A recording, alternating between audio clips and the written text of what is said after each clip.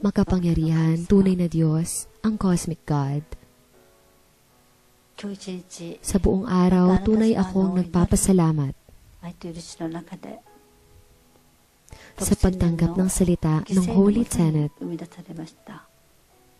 na ginawa sa ilalim ng sakripisyo sa loob ng 6,000 taon sa inyong lubos na pagmamahal at pagpapatawad upang maipalaganap ang salita na ito sa mundo. Nagkaroon ng paghihirap ang mga Israelita ng 4,000 taon. Nagsakripisyo ang mga Kristyanismo ng 2,000 taon.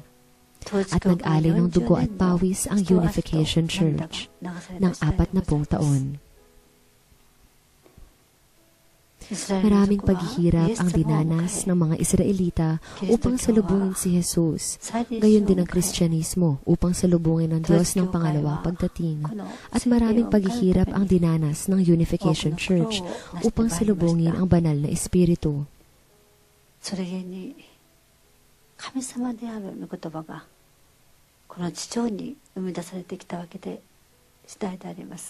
Subalit alam natin na kakalungkot mang sabihin, walang Israelita na bumuo ng bagong tipan. Ang nakibahagi dito, wala ring Kristiyanong lumikha sa divine principle ang nakinig dito. At wala sa Unification Church na lumikha sa banal na Espiritu ang nakinig dito. Kaya ang kasaysayan ng kaligtasan ay napahaba hanggang sa ngayon. Ngayon natanggap na natin ang salita ng banal na Espiritu na nilikha ng maraming pagluha ng dugo sa 6,000 taon. Ngayon ay tinanggap na natin ang panahon upang tuparin ang perpektong kaligtasan sa pamamagitan ng salita. Dapat nating malaman sa pamamagitan ng salita sa loob ng 3 araw kung gaano natin kailangan ang kaloob na kaligtasan ng Diyos at kung gaano tayo kamahal ng Diyos. Itong kaloob na kaligtasan sa pamamagitan ni Jesus. Ang Diyos ng pangalawang pagdating ay ibinigay ang salita sa atin. At sa pamamagitan ng salita ay mailigtas tayo. Ngayon sa kabilang mundo, milyong-milyong kaluluwa ang nais maligtas sa pamamagitan ng ating pisikal na katawan ang naghihintay sa kaloob ng muling pagkabuhay. Dapat nating malaman na bawat isa sa atin ay may higit sa 100 milyong kaluluwa. Sa aking pagkakaligtas ay maliligtas rin ang mga kaluluwang ito.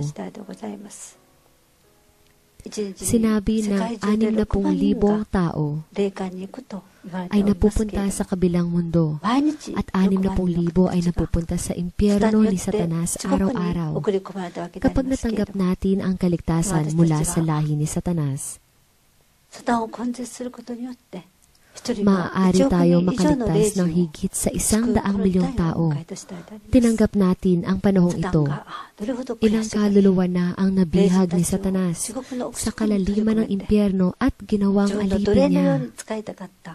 Ang mga kaluluwang ito ay maliligtas isa-isa sa paglaho ng lahi ni Satanas. Pinapanood lang ito ni Satanas at wala siyang magagawa upang pigilan ito. Alam natin yon. Lahat tayo ay tanggap ang panahong ito, kung saan dapat nating malaman kung ano ang dapat nating gawin at ang kaloob na ito ay ang ating huling kaligtasan. Kaya dapat tayong mamili kung mawawala lamang o ang kaluluwa natin ang maging makalangit na mamamayan. Dapat tayong pumili sa isa rito. Sa panahon ng East Japan Great Earthquake, maraming tao ang nagsakripisyo. Ngunit sa pag-iisip na ninais ni Satanas, sirain ang buong Japan. Kung wala ang kaloob na ito, marami pang Hapon, mga 120 o 130 million ang lumubog sa dagat sa pamamagitan ng salita ng Holy Tenet ay nagpapasalamat tayo sa tagumpay ng Diyos. Sa pananaw ni Satanas,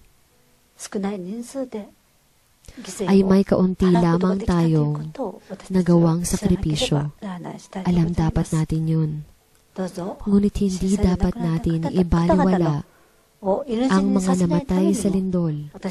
Dapat nating lubos na isaisip ang tadhanang ito at tuparin upang maitatag ang kaharian ng langit bilang alay para sa mga namatay. Dapat nating malaman ito. Ngayon nakatanggap tayo muli ng mahalagang salita mula sa Holy Tenet. Hinihingi ko na magtanim kayo ng binhi ng salita upang ito'y maging masaganang puno. Tunay akong nagpapasalamat sa mahalagang araw na ito at ako'y nagdadasal, nag-aalay at nagbabalita ng lahat ng ito sa tunay na Diyos, ang Cosmic God. Sa ngalan ng Cosmic Holy Tenet, True Kingdom Federation, Senyu Ryuka, papuri sa Cosmic God.